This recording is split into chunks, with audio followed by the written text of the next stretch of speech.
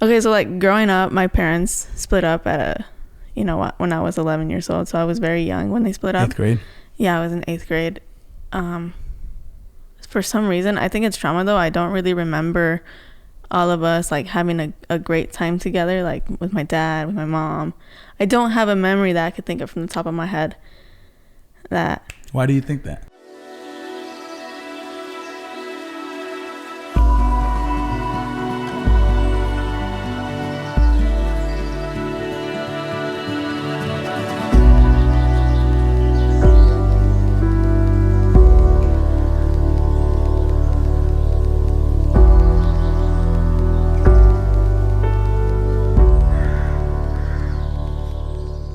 I'm going to ask you some questions that regards a little bit more about yourself and your thoughts about certain questions that I have for you.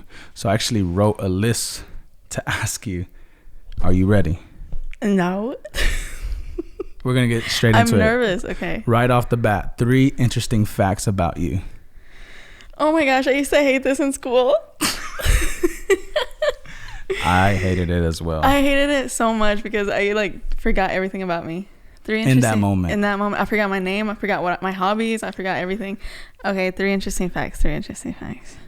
3 interesting facts about Brithzy Rebecca Martinez. Interesting Briones. facts. I'm an introvert. 1. Okay. 2. Introvert, extroverted. Yeah, I guess both. Extrovertedly introverted. Ooh. All right, second 2. It kind of goes, I'm a homebody. Homebody, yep. Okay, I'm a homebody, yeah. Brithzy loves staying home. Yes. She rather just hang out, watch movies. Very laid back. And 3, I love interior design. Interior design. As you can tell, I did not design anything here. None of these ideas are mine. He just goes with the flows and brings along his debit card. I will say our debit card. I will say that Brithzy knows how to make a house a home. Oh, thank you. So, welcome to home. Welcome to home. 3 things you cannot live without. Like literally live without, or just like first world problems live without. Okay. No te vas a morir, but yeah. The thought of like, but you need it on a daily. Okay. 3 things. Whether it's minuscule to you or to others, it matters to you. It means something to you. For example, me, I have to be like, I can't live without my dogs. Okay. Yeah. Like a day to day. Not in a toxic way, but no, I just I know love what you my mean. dogs so much. Yeah. Okay. Well, Daisy and Grace, obviously 1. You took my idea. Come on. No, give us 3 interesting facts about you. We really want to know a little bit more about you. Okay, 3 things I can't live without. Yes. Fredo, my family, and my siblings. And 3rd, Daisy and Grace. This guy. So it basically it just goes back down to people, family. Family, yeah. I would say makeup, but like I'm not like so heavy on makeup. So what does family mean to you? Oh my gosh, family. What does family mean to me? Like the word family, or what does family mean to you? Okay. I'm nervous now because not prepared for this video. I'm not prepared. I just spontaneously pulled out some questions that I had in my notebook, and this is gonna be fun because we're gonna see a more raw side of Brit. What does family mean to me? Yeah, it doesn't always have to be deep. It could just be as simple as anything. Oh wait, I want to add God to my can't live without. Obviously, he's number 1. Of course. Okay. What does family mean to me? I don't think I've ever been asked this question, let alone like thought about an answer to this. But family means everything to me. I come from a very, I'd like to say, very tight family. We're very close. We're very affectionate with each other. We're very feely and touchy, but yeah, we are. I don't know. What does family mean to me? I don't even think I've answered it yet. I think you did. You just said it means everything to you, but describe everything. What does everything mean to you? Okay, I guess it's kind of example. Like I cannot live out of state away from family. Okay. If that makes sense. Like I'm very close with them. I've always been super close to them, and I don't see that changing at all. I'm very tight with my family, so they mean the world to me. Okay, well, speaking of family, what values have you learned from your parents, from mom and dad, separately or together, whatever? What have you learned from them? Okay, great question. I'm asking you some good questions. Yeah, you have me thinking. My brain's like I'm a pretty good interviewer. You are. I was literally about to say that. Okay. My mom values. Not in a cocky way. No, you are. That's confidence. Confidence. Godfidence. Godfidence. Oh, I need to get Grace back inside. You go. She's out there chilling. She'll be fine. She'll be fine. My mom has really taught me how to love and how to give without expecting. She's a very independent woman. She's had to learn that through the struggles that she has faced in her life. And I literally cried just thinking about my mom. She's taught me to remain joyful no matter what life throws at you. And to keep that joy and hope, and how to work hard too. Speaking about working hard, what about your dad? My dad, yeah. He has taught me what hard work is and how to not let little things get in the way of achieving your dreams, your goals. And he's really taught me how success is not just overnight. You have to work your way through it. And there's steps to it. Right. And one of his favorite phrases to say is, no pasa nada.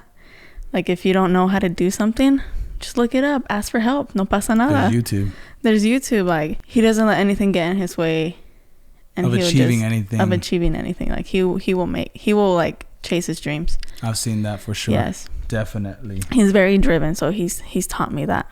Do you live in the moment, or do you live planning for the future?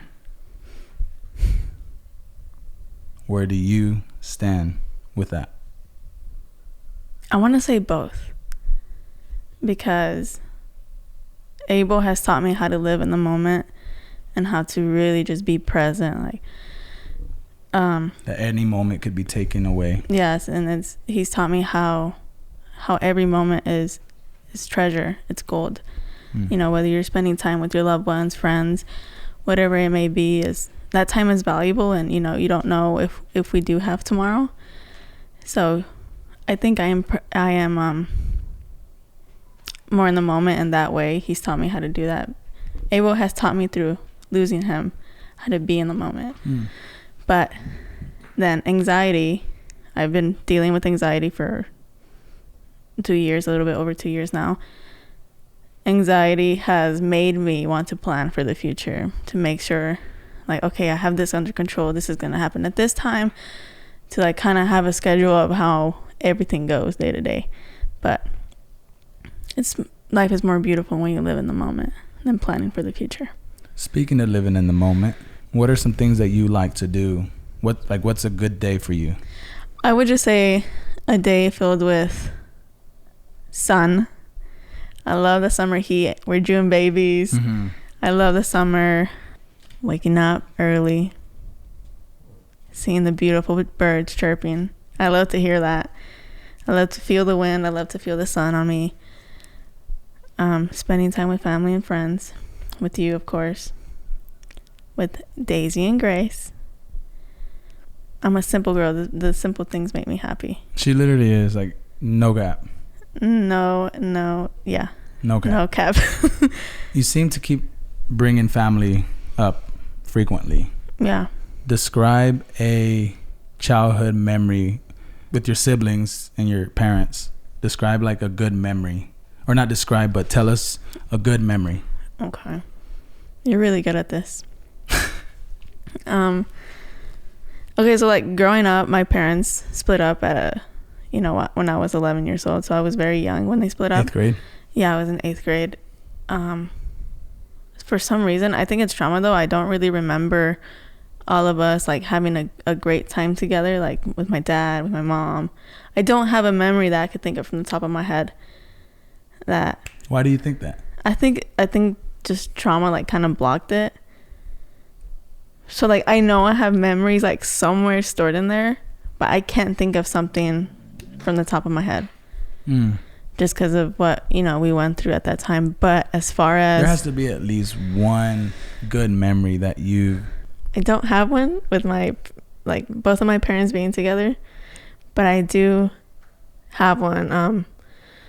My mom would always take us on trips, like, after she divorced from my dad. And all of our cousins would come, like, my tia Eva, my tia Cheva, and all of the cousins. And... we would go to the beach, and obviously we were smaller, so we would just kind of like roast each other. Yeah. All the cousins got together. Yeah, so it was always such a good time, and I still love that till this day. Like, I'm still very close with my cousins, and they come over here like every 2 weeks or something. So we still have that amazing bond, but just like roasting each other and being like in another state was the funnest thing for us. And so that's a good memory for you. Yes, just absolutely. Going to the beach and stuff. Yeah, but I do have one with my dad. The first time we visited his family in Chicago a few years ago, I think I was like 15 or something. Speaking about your childhood, I came into mind, a question I had for you was, what is one of your biggest struggle growing up? Growing up. Yeah, like what was like a struggle for you? For me, I was very, very shy. Super nervous. I cannot see that. Did not know how to talk to people. True story. I cannot see that, but I was very shy too, for sure, without a doubt. I'm not just copying you. I was very shy too, and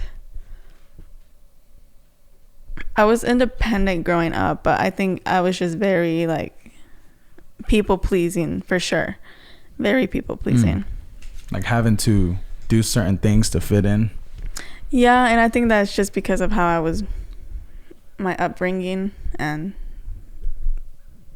no shade, but, you know, the church I grew up in, I feel like I had to please my elders. You know, there's a difference of respecting, but pleasing is like constantly like, oh, yes. There was a constant standard. Yeah, and definitely people pleasing. And it's followed me for a very long time. What's the biggest risk you've ever had to take and you did not see the results? I could think of the main one in my life, honey.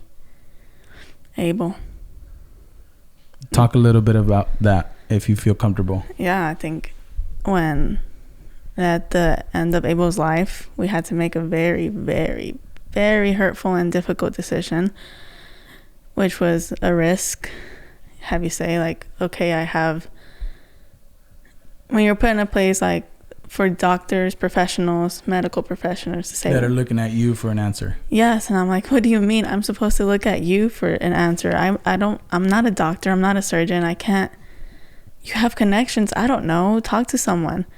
When they're just waiting on you to say yes or no, that's very hurtful. But I think the scary part of that, which is like obviously losing my one and only child at the moment, but talk a little bit about that. How did you get to realization that your answer had to shift to a yes? Like, how did you deliver that to the doctor? It's crazy how I still remember the hard conversations, and grief tries to blur it out, but no matter how hard you blur it out, you still remember everything. Well, I think we had a hard conversation with the doctors on a Sunday, and we kind of had all week to give them an answer, and it was the most, hurtful cannot even come close to what we felt, but it was very devastating and the most difficult week of my life ever. I'm just thinking, what do I do, God? I'm praying to you, God. I don't hear anything. I feel so lost. I'm just so overwhelmed. I feel like I just feel suffocated. We came into the conference room the day we had to make the decision, and I think overall I felt God's peace saying, you may not see it right now, but you will be okay. And I probably still don't see it to this day. Sometimes I don't. And I I think I was the one that said the day, right? Well, we came into agreement, of course. And we talked to them that following Monday, and we were like, I think Thursday would be the ideal day. I don't know why I said Thursday. We didn't even know. I don't know why, but I felt peace over specifically saying that Thursday, March 19th. And I didn't realize why I felt that peace up until literally a few minutes after Abel's passing. And God gave me a word and said, we're going to step into a new season will come. New beginnings will come. What was dead will come to life. What was dead will come to life. Specifically, God told me those words. And later on that day, I found out March 19th, that year specifically, was spring's first day.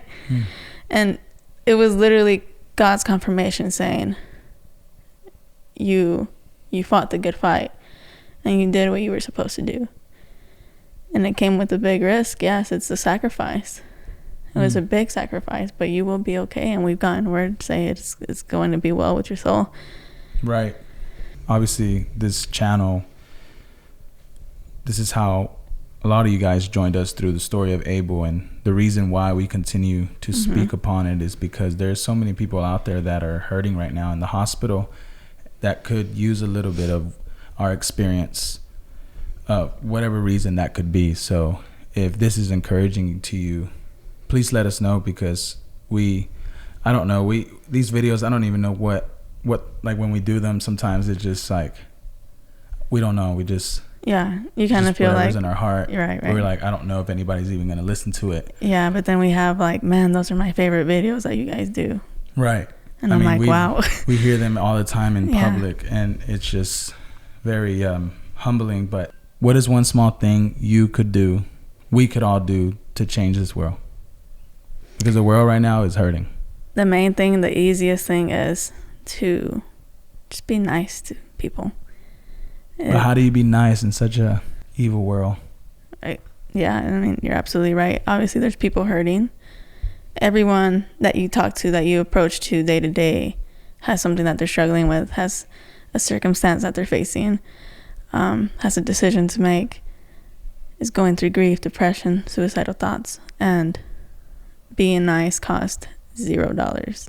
Literally $0 to be nice. People are so in a rush these days and are so rude, and oh yeah, we can't even wait at a red light for 2 seconds. No, and we like, get mad and beep at the person in front of you. And like having road rage, flipping people off, or if someone's taking too long on drive-throughs, like, yes, it's like, hurry. Okay, why are we in such a rush for? I get it. This world's already fast. Yes, this world's already fast. Like, this life goes boom. And like, for what? Just enjoy the moment. Be in the moment. Be nice to someone. And if it, like, some people who are in a rush kind of come off like, okay, come on, let's go. But it's like, maybe wake up earlier, you know? I have a fun question for you. Okay. If you had to choose one or the other, but you can never eat it again. Oh. Pizza or tacos? Oh, those are my favorite things. If for those that don't know Brithzy, her favorite kind of pizza is pepperoni with jalapenos on them. All day, every day. Stuffed crust. Super simple. And with like ranch and Valentina. Woo! Anybody else makes their ranch with Valentina when eating pizza? I do. Because I do. But then I love tacos. Obviously, we're Mexican. We want that carne, the tacos, the birria tacos. Woo! I'm getting hungry. It would probably be pizza. I'm sorry. Pizza. Damn. Like for my birthday this year, I requested tacos. I want some bomb tacos. True story. Yes. Vénganse. June 4th. Brithzy's birthday bash. So cringy. BBB. And BBB. Brithzy's birthday bash. What is the best advice you've ever received? Great question. I've received a lot of advice in my life, I feel. You've received a lot of advice. Okay. Advice in life in general. The best advice you've ever received. Abraham Lincoln.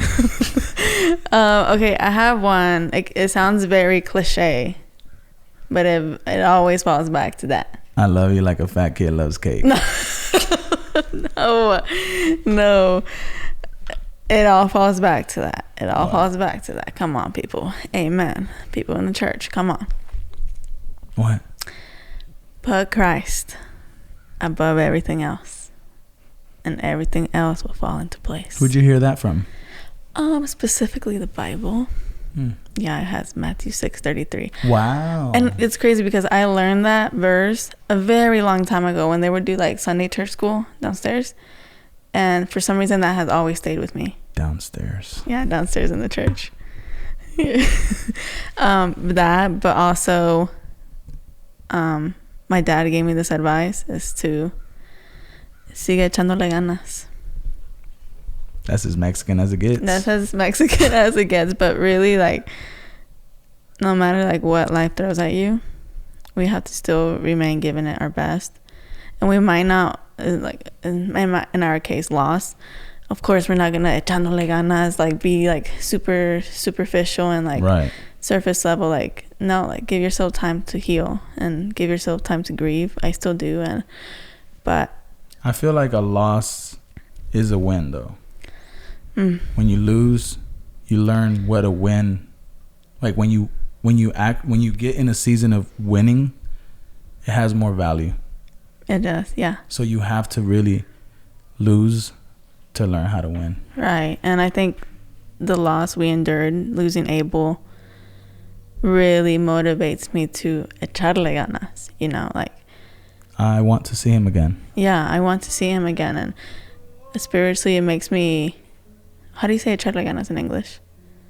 Just like keep pushing. Keep going. It makes Push me through. Yes, it makes me want to keep going in my spiritual walk, because one day I do want to see him again. I want to be reunited with him.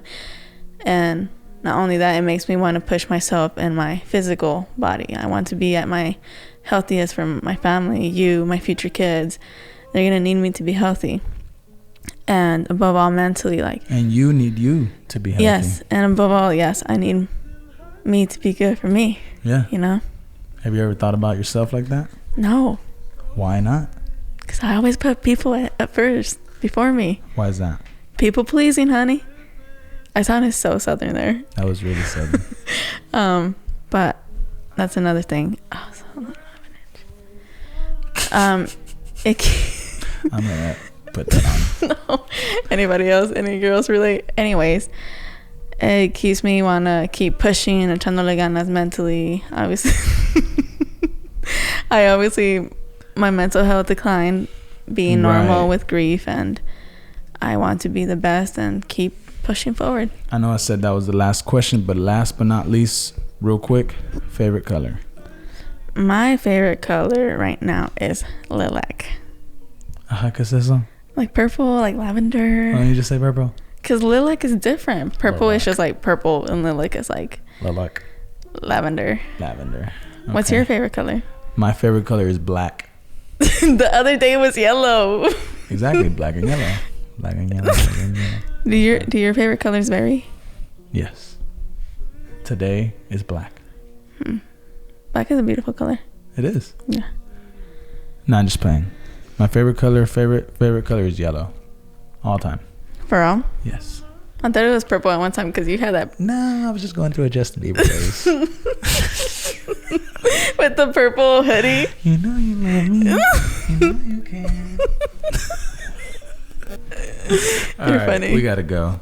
We appreciate your time. Thank y'all so much for watching. This is A and B. Please subscribe and like this video if y'all seriously want to see part 2. If y'all want to learn a little bit about me, Britzy's gonna ask me some questions. If y'all want to see that, let us know. If y'all enjoyed today's video, very unplanned, very spontaneous, but yeah, very on the spot. It was fun. Thank you for answering that. I think you did amazing. No, I think. Round of applause. Hit the like button for Britzy. We are super thankful for you. I think you did. Thank you for being alive. We need you in this world. Oh, wow. This world needs you. Wow. It's broken. Mm-hmm. Thank you so much for having me, A. Thank you so much for having me, B. Love you so much. You did great. Love you so much. As an interviewer. A round of applause for Fredo. Round of applause for Fredo. Yes. Round of applause for Brithzy. Thank you. Thank you. Thank Goodbye. Thank y'all. you. See you next time.